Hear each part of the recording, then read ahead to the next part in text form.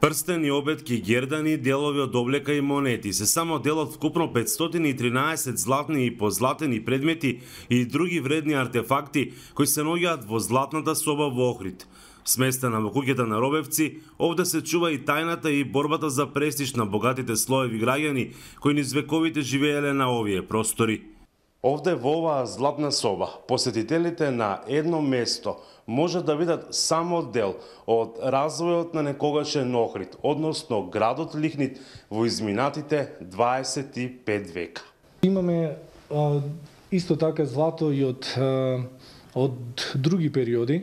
Значи имаме од доцантичкиот период, од средновековниот период, османлискиот период. Значи ова е злато кој што го гледате изложено пронајдено значи на локалитетите Плавашни, Горна Порта, Самуилова тврдина и сето тоа што е пронајдено во овие последни 20 години, значи искупување. Централниот дел на собата всушност представува реконструкција на гробот 132, каде во 2002 година при археолошки истражувања на локалитетот Горна Порта беа пронајдени и златната маска, златна ракавица, килибарни, гердани, детска количка и други предмети од бронза, железо и керамика. Носители на оваа култура, значи која е поврзана со култот на златните маски, и нивното и погребувањето на покојниците, значи поврзано е со на некој начин да кажеме можеби со некој повисок сталеж кој што живеел, затоа и така и се наречени значи кнежевски гробови. Интересот за златната соба која беше отворена на крајот на 2014 година е се поголем.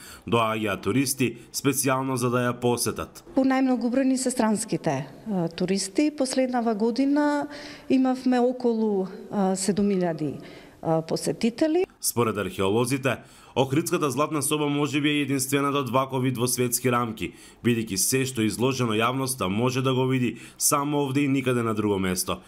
За Гласот на Америка од Охрид, Мики Трајковски.